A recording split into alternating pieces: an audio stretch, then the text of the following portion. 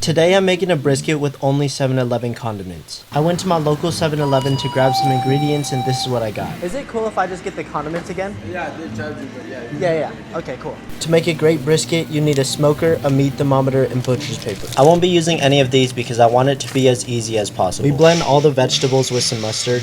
Put a thin coat of the binder, and the 7-Eleven I went to didn't have any pepper packets, they only had salt. So I'm hoping the vegetables are going to bring some extra flavor into the brisket. Now we just add the beef trim to the bottom of the pan with some water. That's going to help render out the fat.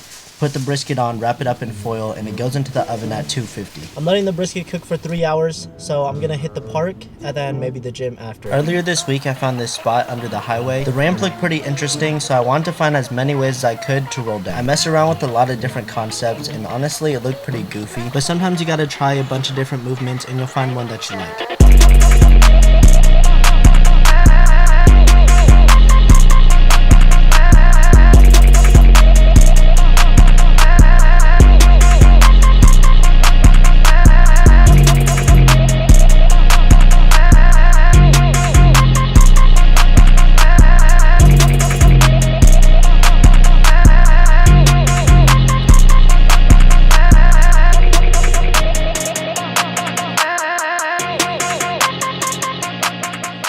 After that session outside, I stretched, then worked on some low impact movements. This past year, I've been doing free running a lot more. These are some rolls I learned last week, and I'm just drilling them to get them faster. The second one is a trick to a kick. I don't really have a name for it, but we're gonna move on to calisthenics. This is mainly what I do for all of my workouts. I only do weight training every so often.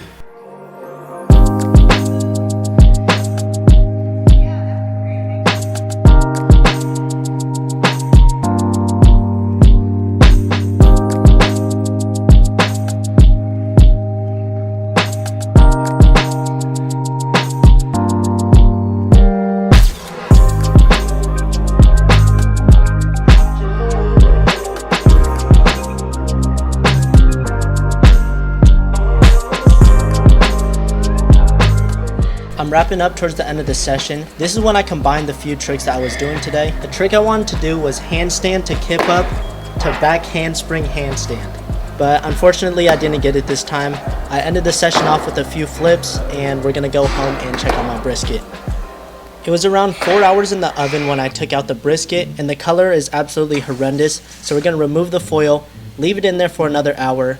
We gotta let it rest for like 30 minutes. So I'm gonna wrap it up in foil and then place it on my cutting board. After I let it rest, I cut into it and it looked more like a prime rib than a brisket. The internal temperature is supposed to be around like 202 or something. So I ended up making a mini sandwich, then throwing the rest of the brisket back in the oven and seeing if I get a better result in like an hour or two. I remade the sandwich at midnight. The flavor resembled a hamburger, and after cooking for another hour, it was slightly more tender, but overall I'd give this a 6 out of 10. I don't know how to make a brisket in the oven. See you guys next time.